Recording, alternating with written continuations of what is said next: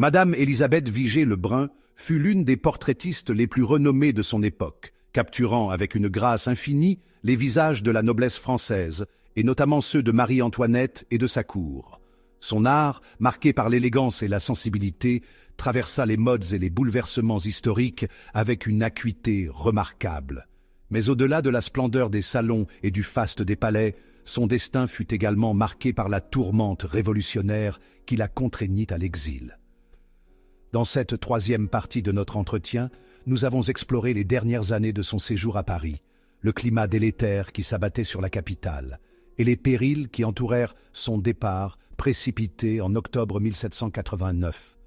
De la reconnaissance artistique à l'impopularité grandissante due à sa proximité avec la reine, de la peur d'être dénoncée aux ultimes heures avant son départ, Madame Vigée-Lebrun nous offre un témoignage vibrant de cette époque où le talent et le danger allèrent de pair.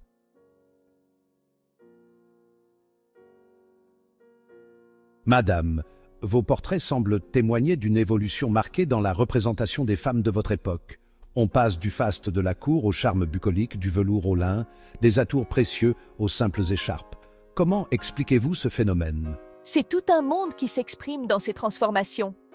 L'ornement somptueux du règne de Louis XV s'efface sous le pinceau, au profit d'une simplicité recherchée, presque théâtrale, que l'on veut naturelle, sans l'être jamais tout à fait. L'esprit du siècle, exalté par les écrits de M. Rousseau, rêve d'une existence plus proche de la nature, plus sincère. Et pourtant, il s'agit d'un artifice de plus, d'un jeu où les grandes dames troquent la soie pour le lin, le diadème pour un chapeau de paille, sans renoncer tout à fait à leur rang. Vous voulez dire que cette simplicité est feinte ? Feinte, sans doute, mais sincère à sa manière. Mes modèles se plaisent à croire qu'elles s'affranchissent des rigueurs de l'étiquette en se figurant villageoises. Mais quelle villageoise a jamais eu la peau diaphane poudrée d'un soupçon de blanc, ou la taille ceinte d'une écharpe de soie au reflet moiré? Voyez la comtesse de Puységur, qui voulut être peinte en laitière, les bras nus, la cruche posée sur la margelle d'un puits. Mais sous son chapeau de paille sans ruban, que distingue-t-on encore? Cette imperceptible touche de poudre que l'on n'a pas osé sacrifier. On parle beaucoup du hameau de la reine comme le sommet de cette mode pastorale. Marie-Antoinette elle-même vous aurait demandé un portrait en paysanne. L'avez-vous réalisé? Quel regret que ce portrait n'ait jamais vu le jour. Je me souviens de ce moment à Trianon, où la reine, coiffée d'une cornette simple, le regard pétillant, s'amusait à répéter rose et colasse. « Madame Lebrun, peignez-moi ainsi », me dit-elle alors, le ton enjoué. Mais ce projet ne se fit point, emporté par les tourments du temps. Peut-être sentit-elle qu'une souveraine ne saurait trop s'éloigner de son rang sans éveiller les murmures. Son portrait en Gaule, que j'exposais au salon, avait déjà soulevé maintes critiques. On n'y voyait plus une reine, mais une simple femme, et cela parut à certains un crime contre la majesté. Était-ce donc une erreur d'embrasser cette mode champêtre? Une erreur? Non, plutôt un songe, un enchantement fragile qui ne pouvait durer. Ces dames cherchaient un refuge contre les contraintes d'un monde qu'elles sentaient vaciller sous leurs pieds. Mais la nature, monsieur, n'a jamais été leur véritable patrie. Elles la célébraient, sur la toile comme dans les jardins de Trianon, l'effleurant du bout des doigts, sans s'y abandonner tout à fait. Et lorsque les vents du changement soufflèrent avec force, ce ne fut point en bergères, mais en grandes dames qu'elles durent affronter leur destin. Madame, nous arrivons à l'un de vos portraits les plus célèbres, celui de Marie-Antoinette avec ses enfants, présenté au salon de 1787.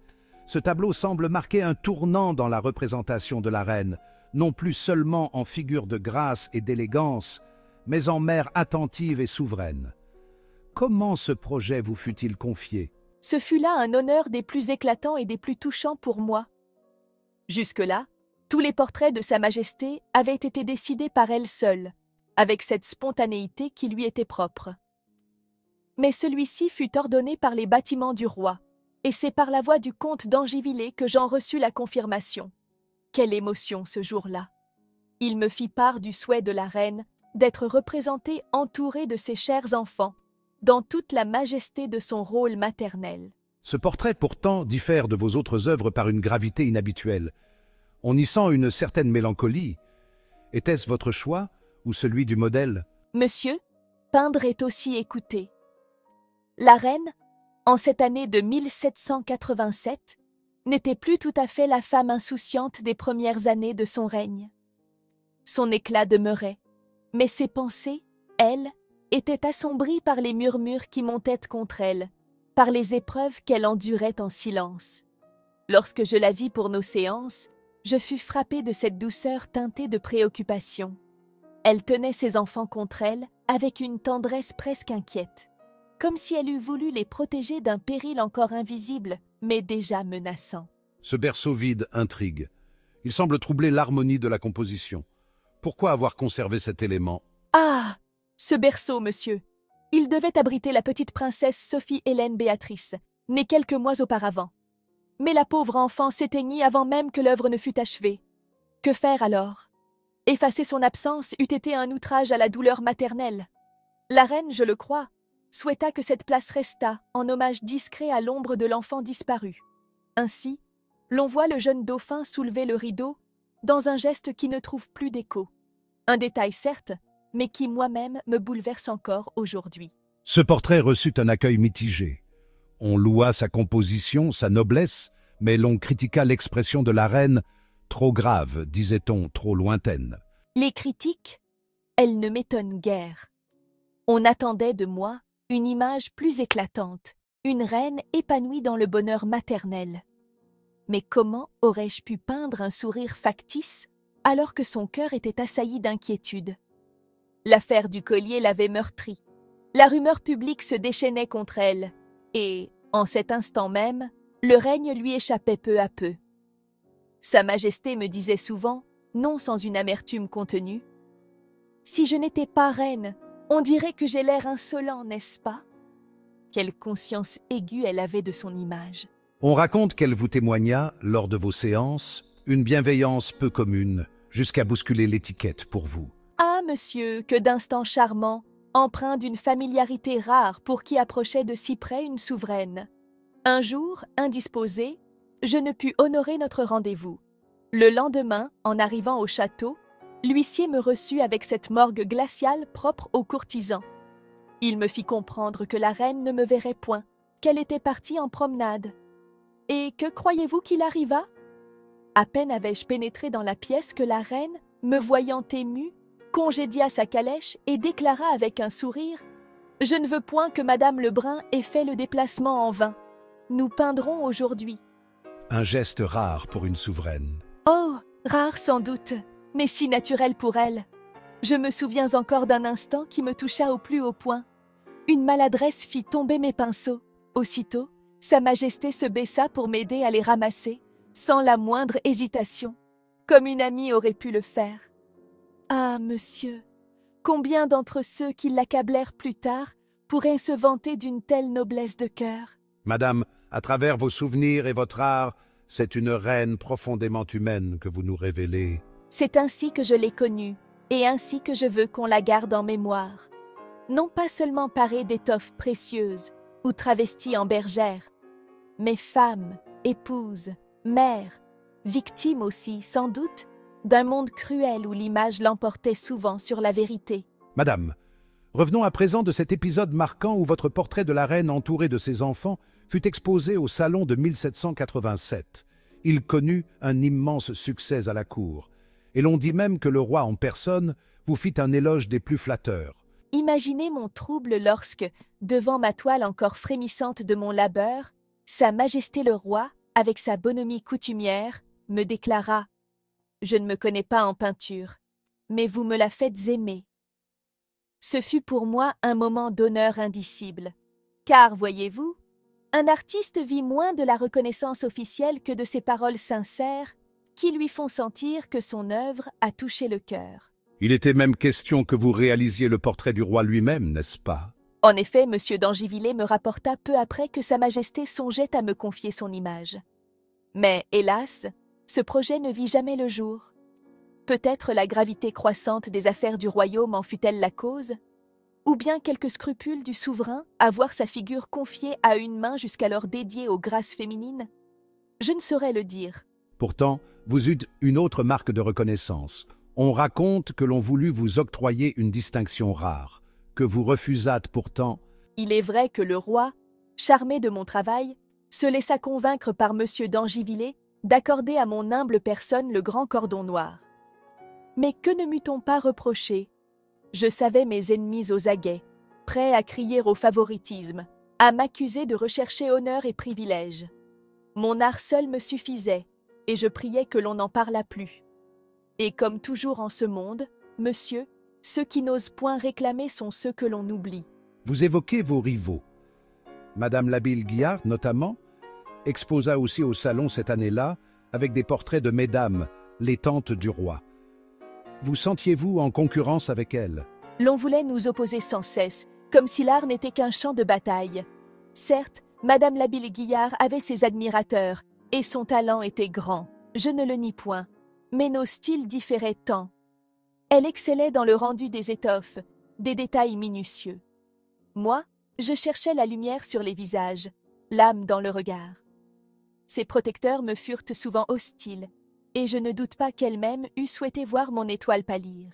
Vous fîtes pourtant éclater votre talent cette année-là, non seulement avec des portraits de la haute société, mais aussi en représentant des figures du théâtre. Oh oui, quelle joie ce fut pour moi de capturer les expressions vibrantes de ces artistes. Voyez ce cher Caillot, ce comédien à la bouche si expressive, figé dans son costume de chasseur. Et Madame Mollet-Raymond, si hardie, son grand chapeau bleu ombrant son rire espiègle. Mais surtout Madame Dugazon. Ah, monsieur, quelle femme, quel talent! Je la représentais en Nina, la pauvre folle d'amour, dans cet instant poignant où elle croit entendre la voix de son bien-aimé. On raconte que vous étiez fasciné par son jeu, au point qu'elle restait Nina bien après la fin de la représentation.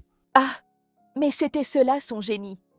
Après la scène, ses yeux gardaient cette lueur fiévreuse, sa voix portait encore la douleur du personnage. Lorsqu'elle venait souper chez moi après une représentation, nous la retrouvions toujours Nina, un peu perdue, un peu ailleurs, comme si son âme avait eu du mal à regagner la sienne propre. Voilà le vrai talent, monsieur, celui qui dépasse la scène et bouleverse le cœur bien après la dernière note. Madame, vous nous faites entrer dans un monde où l'art et l'émotion se confondent. À vous entendre, on croirait revoir ces figures, entendre leur voix. N'est-ce pas là, monsieur, le rôle de l'artiste? Faire revivre sur la toile ou dans la mémoire ce qui sans nous s'évanouirait comme un songe. Madame, au salon de 1787, vous avez non seulement présenté le célèbre portrait de Marie-Antoinette et de ses enfants, mais aussi des œuvres plus personnelles, dont un portrait de votre fille tenant un miroir où son reflet apparaît de face. Cette composition intrigue autant qu'elle séduit. Que de tendresse j'ai voulu y enfermer, que d'amour maternel dans chaque touche de mon pinceau. Julie, ma chère enfant, était ma plus douce inspiration. Ce jeu du miroir où elle se contemple à la fois de profil et de face n'était pas seulement une fantaisie artistique, mais une manière d'exprimer toute la grâce et l'innocence de l'enfance, cette pureté évanescente que l'on voudrait retenir à jamais. Le comte de Parouet en fit d'ailleurs une gravure à l'eau forte, exposée non loin de votre œuvre. Étiez-vous proche de lui? Oui, c'était un ami sincère, un esprit raffiné qui comprenait mon art et partageait mon goût pour la douceur des expressions et des lumières délicates. Il savait combien ce portrait me tenait à cœur et voulut en faire une reproduction précieuse. J'en fus infiniment touchée. Vous avez également présenté un autoportrait avec votre fille, une œuvre qui suscita à la fois l'admiration et quelques critiques. Ah, les critiques, monsieur, elles sont comme le vent. On ne peut les arrêter, mais on apprend à les laisser glisser sur soi. Mon autoportrait avec Julie était une déclaration d'amour, un hommage à ce lien indéfectible entre une mère et son enfant. Certains ont jugé mon sourire trop éclatant, trop joyeux, prétextant que montrer ses dents était une coquetterie excessive. Que voulez-vous? Ne faut-il peindre que des figures figées? L'amour maternel ne se contient pas. Il éclate dans le regard, dans le sourire. Que ceux qui n'ont jamais aimé me critiquent donc. Cette spontanéité, cette chaleur, contrastait sans doute avec la rigueur du style néoclassique qui gagnait alors du terrain, notamment sous l'influence de David. Quelle était votre relation avec lui en ces années? Monsieur David, un génie, certes, mais si différent de moi. À cette époque, nos relations étaient encore empreintes de cordialité. Il venait chez moi et je le recevais avec plaisir. Nos esthétiques s'opposaient, lui cherchant la grandeur sévère, moi la lumière et la grâce. Mais il n'y avait pas d'animosité, du moins en apparence. Il vous rendit même un service inattendu en accueillant temporairement vos élèves lorsque vous fîtes reconstruire votre atelier. Oui, et pour cela, je lui en fus reconnaissante. 3 de mes jeunes élèves, Mademoiselle Duchosal et les filles de Monsieur Leroux de la Ville, furent confiées à sa bienveillance. Mais que de bruit pour si peu! Les règles de l'académie étant ce qu'elles étaient, David fut réprimandé pour avoir permis à des jeunes filles d'étudier sous son toit. Ah, monsieur, comme si l'art devait avoir un sexe. Il leur assura un enseignement digne et respectueux, mais elles furent malgré tout renvoyées, une injustice de plus. Après votre retour de voyage, vous adoptâtes un style vestimentaire inspiré de l'Antiquité, notamment lors du fameux souper grec que vous organisâtes. Ce fut un événement qui marqua les esprits. Ah, ce souper! Que de souvenirs! Vous ne pouvez imaginer l'excitation qui régnait ce soir-là. Nous étions enivrés par cette redécouverte de l'Antique, inspirés par les fouilles d'Herculanum, par la lecture du voyage du jeune Anacharsis. L'idée me vint d'organiser un banquet à la manière des anciens Grecs. Nous portions des robes blanches légères, ceinturées haut sous la poitrine, des sandales lacées, et l'on buvait dans des coupes inspirées des trésors archéologiques. Loin des contraintes rigides de la cour, nous étions libres, artistes et penseurs réunis dans un même élan. On dit que cette soirée eut une influence considérable sur la mode. Oh, sans doute! La mode, monsieur, suit les arts comme une ombre. Ce que nous avions osé cette nuit-là devint bientôt le goût du jour. Les robes se firent plus souples, les coiffures plus naturelles. C'est ainsi que les idées nouvelles s'insinuent, non par décret, mais par le désir qu'elles éveillent. Madame, vous semblez avoir été non seulement une artiste admirée, mais aussi une véritable inspiratrice. Inspiratrice? Peut-être, mais avant tout une femme libre, monsieur. Libre de peindre, d'aimer, de rire et de rêver. Et c'est bien là le plus grand privilège qu'une artiste puisse espérer. Madame, votre célèbre souper grec fit grand bruit à Paris et même au-delà. Ce fut un événement où l'Antiquité, si à la mode à cette époque, s'incarna non seulement dans la décoration, mais aussi dans l'art de vivre. Comment vous est venue cette idée? Ah, monsieur, tout naquit d'un simple caprice, comme souvent en matière d'art et de beauté. Mon frère et moi lisions les voyages du jeune Anacharsis, cet ouvrage admirable de l'abbé Barthélemy, qui enflammait tous les esprits. L'évocation d'un banquet grec éveilla aussitôt notre imagination. Mon frère s'exclama « Ah, que ne goûtons-nous ces fameuses sauces grecques ?» L'idée fit son chemin et, sans plus attendre, je décidai de transformer mon souper en un véritable festin antique. On raconte que vous vous investissez corps et âme dans la préparation de cette soirée. Mais bien sûr, un artiste ne fait rien à moitié, monsieur. J'appelai aussitôt mon cuisinier et lui ordonnai de s'inspirer des mets de l'Antiquité. Puis, je voulus que tout fût un tableau vivant. Un grand paravent en guise de fond, une table en acajou, des chaises drapées comme des lits antiques. Et pour parfaire l'illusion, le comte de Parois mit à ma disposition ses plus beaux vases étrusques, tandis que M. de Cubières accordait sa lyre d'or. Vous ne fîtes pas les choses à moitié. Et les convives furent-ils surpris? Dès leur arrivée, ils furent pris dans ce tourbillon d'antiquité ressuscitée. Madame de Bonneuil, Madame Chalgrin, et même ma propre fille Julie, toutes furent coiffées à la grecque, parées de tuniques flottantes, transformées en belles athéniennes. Messieurs Chaudet, Ginguené et de Rivière portèrent de riches draperies, et le poète Lebrun, ah, monsieur, quelle vision! À peine entré, je m'emparai de lui, l'enveloppais dans un manteau pourpre, couronnais son front de fleurs. Et voilà qu'il devint un nouvel Anacréon. La musique et la poésie vinrent-elles couronner ce spectacle? Bien entendu. Nous chantâmes en chœur le dieu de Paphos et de Cnide de Glouc, portés par l'accompagnement envoûtant de la lyre de Monsieur de Cubières. Et, comme si l'Antiquité elle-même soufflait sur nous, Pindare le Brun se leva, exalté, et déclama les odes d'Anacréon avec un feu tel que l'on se serait cru transporté à Athènes. On dit que 2 convives arrivés en retard furent saisis d'émerveillement. Ah, Monsieur le comte de Vaudreuil et Monsieur Boutin. Lorsqu'on leur ouvrit les portes, ils s'arrêtèrent net, immobiles de stupeur.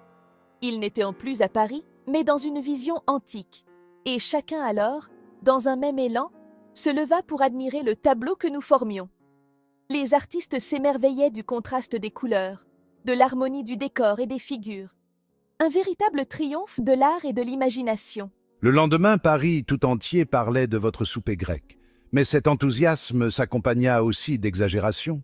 Ah, monsieur, la rumeur est une créature capricieuse. J'avais voulu un moment de grâce, un tableau éphémère. Et voici que la ville et la cour s'en emparèrent, brodant 1000 fables autour de ma fête. On prétendit que j'avais dépensé 20 000 livres, puis 30 000 à Rome, 50 000 à Vienne, 60 000 à Saint-Pétersbourg et 80 000 à Londres. Ma foi, si j'étais allé en Chine, on m'en aurait peut-être crédité pour 1 million. Le roi lui-même en entendit parler. Oui, et il s'en montra contrarié, croyant qu'une fortune y avait été engloutie. Mais Monsieur de Cubières, qui connaissait la vérité, le rassura bien vite. Ce souper n'avait coûté que de l'imagination, monsieur, et c'est bien là la seule richesse qui compte pour un artiste. Malgré cette splendeur, l'Antiquité ne marqua pas profondément votre œuvre. Il est vrai que mon art, tout entier voué à la grâce et à la lumière, ne se prêta point aux lignes sévères du néoclassicisme. Je peignais la vie, la douceur, la féminité, non ces figures hiératiques que prônaient certains de mes confrères. Mais, qui sait, si les événements ne m'avaient pas contrainte à l'exil, peut-être aurais-je suivi ces nouvelles inspirations. Madame, en cette fin des années 1780, votre art semble s'être ouvert à des inspirations nouvelles. Nous avons parlé de votre célèbre souper grec, mais votre curiosité vous mena également à peindre des ambassadeurs indiens envoyés par Tipu Saïb. Quelle fut votre première impression en les voyant? Ah, monsieur, quelle apparition saisissante! Ces hommes, venus des confins de l'Orient, revêtus de leurs somptueuses étoffes, avec leurs barbes imposantes, leurs regards perçants. Je les vis d'abord à l'opéra, et je fus aussitôt fasciné. Ils semblaient surgir d'un conte des 1001 nuits, et mon pinceau brûlait de capturer leur noblesse. On raconte qu'ils n'acceptèrent de poser pour vous qu'après une demande expresse du roi. En effet, leur dignité égalait leur mystère, et ils ne souhaitaient se soumettre à cet exercice que par un ordre royal. J'obtins donc cette faveur grâce à l'entremise de la cour, et je fus convié à leur hôtel. Quelle cérémonie m'y attendait! À mon arrivée, ils me versèrent de l'eau de rose sur les mains, et leur politesse, bien que distante, ne manquait pas d'élégance. Comment se déroulèrent les séances de pause? Ils se prêtèrent à l'exercice avec une patience étonnante. Le plus âgé, dont la tête avait une majesté presque antique, s'assit avec son fils près de lui. Un autre, David Khan, se tenait droit, vêtu d'une mousseline blanche et d'une ceinture rayée, son long poignard recourbé à la main. J'étais transporté. Ces hommes, dont les visages semblaient taillés dans le bronze, portaient en eux une force, un mystère que nul costume d'apparat ne saurait égaler. Oui, quel étrange festin! Il nous fallut, mon amie Madame de Bonneuil et moi-même, nous asseoir à même le sol, presque allongés, et déguster ces mets inconnus que nos hôtes nous servaient avec leurs doigts. Ce fut une expérience tout à fait singulière, mais combien fascinante! En témoignage d'amitié, ils me firent cadeau d'une pièce de mousseline somptueusement brodée d'or et de couleurs. Et devinez, monsieur, ce que j'en fis sous le consulat? Dites-moi. Une robe de bal d'une rare élégance qui fit sensation. Ainsi, la mousseline orientale, offerte à une artiste sous l'Ancien Régime, reparaissait sous l'Empire, mêlée au faste d'une époque nouvelle. Vous fûtes également introduite dans l'intimité d'une autre figure illustre, Madame du Barry. Vous la peignîtes à plusieurs reprises dans sa demeure de Louvciennes. Quel souvenir gardez-vous de cette femme dont le nom est resté si lié à la splendeur et au scandale de la cour? Tant d'opprobre fut jeté sur cette femme, et pourtant, je n'ai jamais rencontré âme plus gracieuse et plus aimable. Elle vivait alors retirée dans cette belle demeure, au milieu des trésors d'art que Louis XV lui avait offerts. Pourtant, elle-même se tenait d'une simplicité charmante, loin de l'image frivole que l'on sait plus à colporter. Vous fîtes d'elle plusieurs portraits, n'est-ce pas? Oui, et avec un grand plaisir, car elle conservait, malgré les années, une beauté lumineuse. Le premier portrait fut un caprice de sa part. Elle souhaita retrouver l'image de sa jeunesse, telle qu'elle apparaissait dans une miniature faite 20 ans plus tôt. Je la représentais en buste, vêtue d'un peignoir léger, un ruban mauve à la taille, un chapeau de paille orné de fleurs et d'une plume grise. Ses longs cheveux cendrés, bouclés comme ceux d'un enfant, lui donnaient un air de fraîcheur touchante. Vous dites qu'elle voulait comparer son automne à son printemps. Exactement.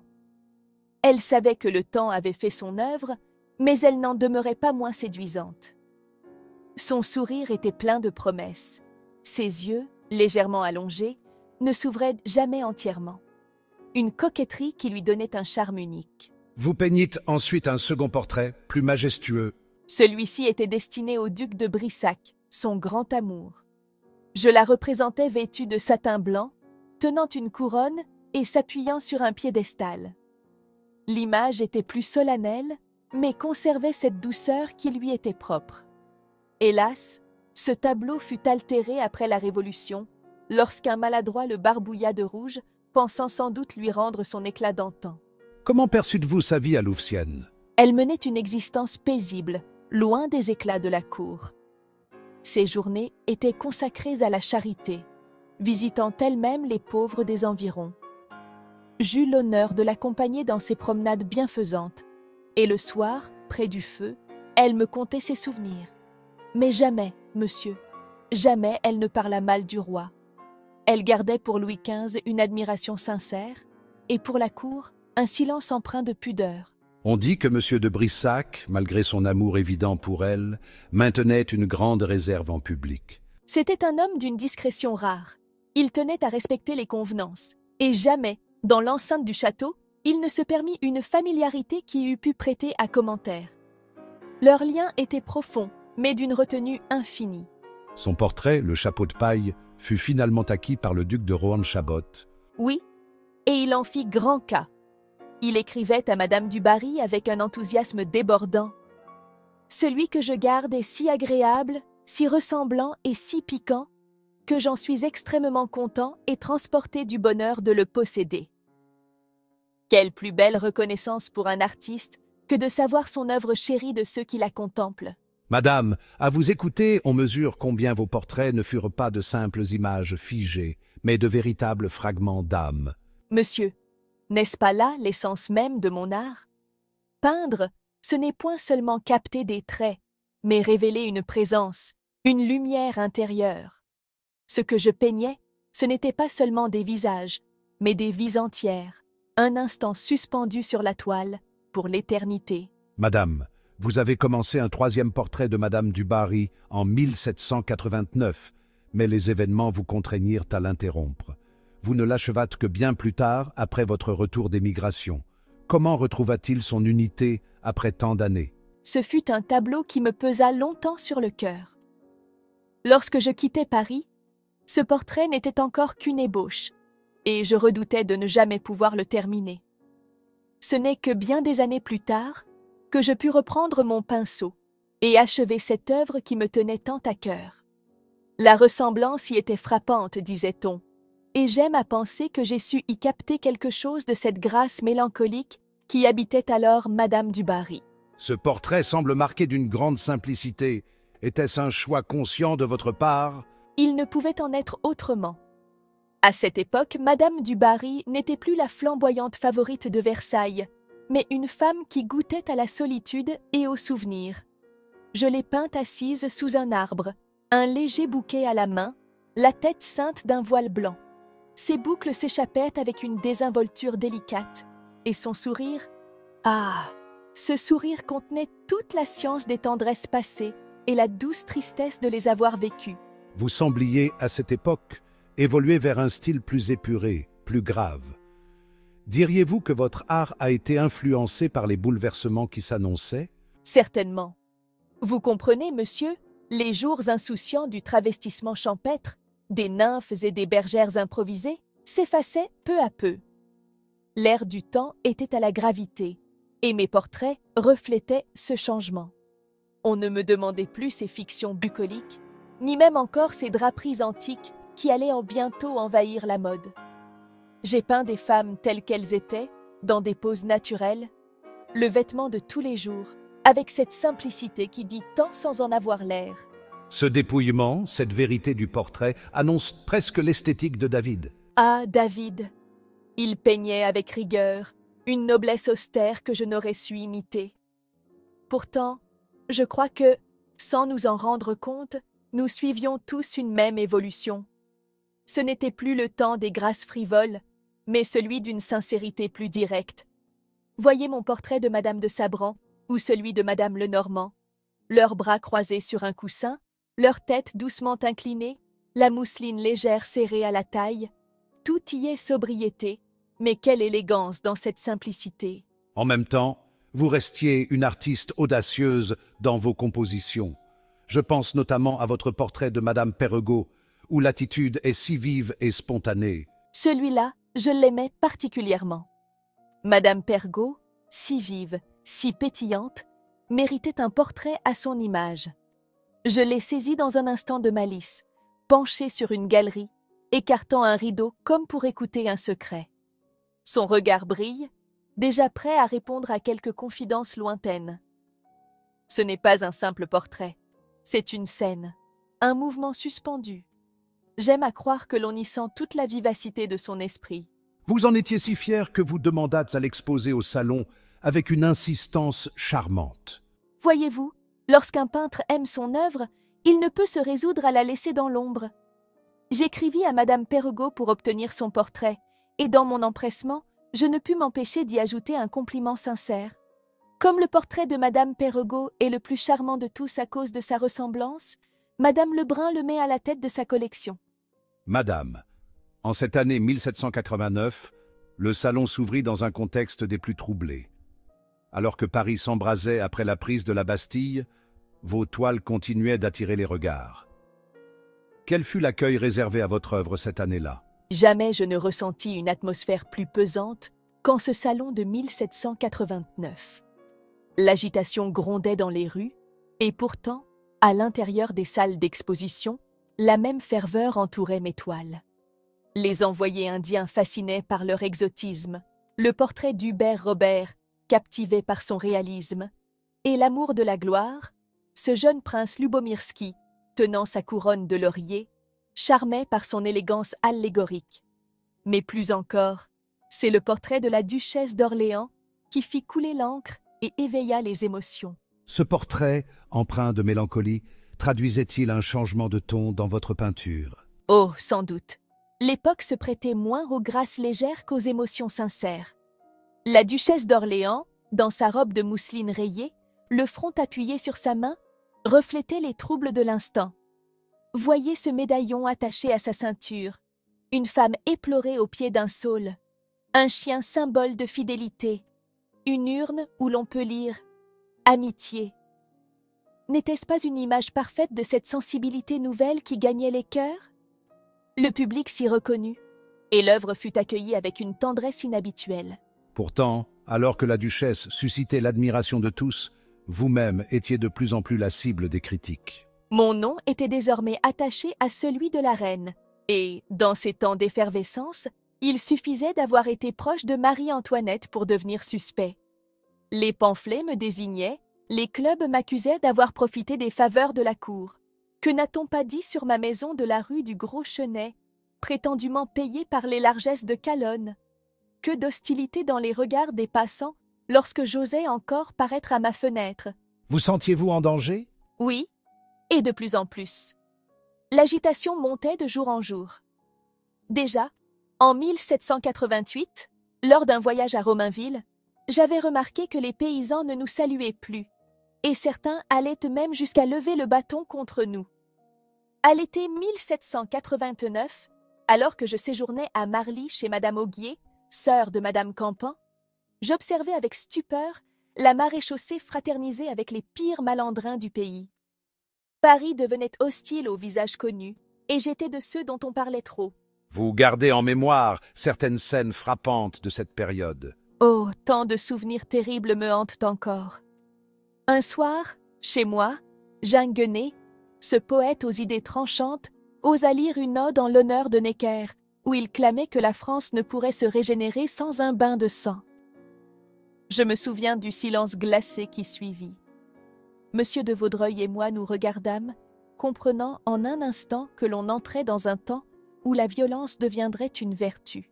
La menace se fit plus tangible encore lors de la promenade de Longchamp. Ah, cette promenade! Jamais je n'oublierai les visages effrayés de mes amis entrant chez moi ce soir-là, après avoir été pris à partie par la populace. À la barrière de l'Étoile, des misérables s'étaient rués sur les voitures des promeneurs, leur criant « L'an prochain, vous serez derrière ces carrosses, et c'est nous qui serons dedans !» Ils montaient sur les marchepieds, proféraient 1000 menaces. Ce jour-là, je compris que tout était perdu. Pourtant, vous hésitez encore à quitter Paris. Que voulez-vous, monsieur? L'idée de l'exil est toujours douloureuse. Mes portraits en cours me retenaient. Et puis, on espère toujours que la tempête s'apaisera. Mais chaque jour apportait son lot de nouvelles alarmantes. Mes caves furent remplies de soufre. Les gens de la rue brandissaient le poing à mon passage. Mon corps s'altérait, mon pinceau s'alourdissait. Mes amis brognards m'offrirent l'hospitalité à l'hôtel des Invalides pour me protéger quelque temps.